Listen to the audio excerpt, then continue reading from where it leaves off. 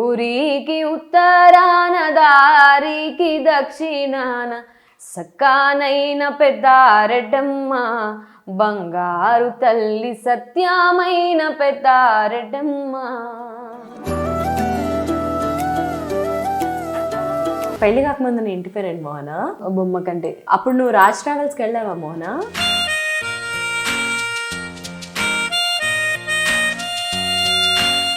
అదొక నిజంగా ఒక క్యారెక్టర్ ఉన్నారనుకున్నాను. College crush. సెకండ్ గేర్ వరకు వెళ్ళగలను, థర్డ్ గేర్ అంతే. నాకు ఈ స్టోరీ తెలుసు కాబట్టి.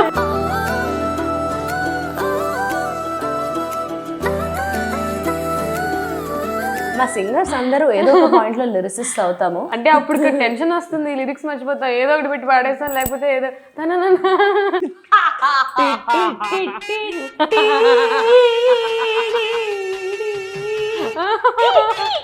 రవీనాకి నాకు తెలియక అది అలా చేయొచ్చు చేయకూడదు కూడా నాకు తెలియదు.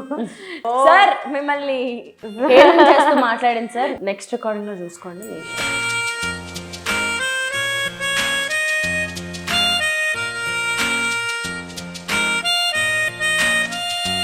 బాహుబలి వర్క్స్ మొత్తం అయిపోయాక ప్రసాద్ ల్యాబ్ని కానీ జీవన్ గారి స్టూడియోని కానీ చూసి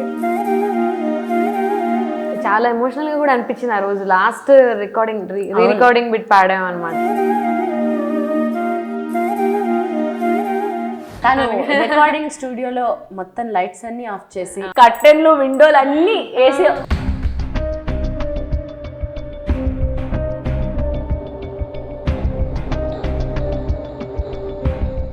subscribe to Madhura Audio. Please subscribe to Madhura Audio. Please subscribe to Madhura Audios. Please subscribe to Madhura Audio. Please do subscribe to Madhura Audio.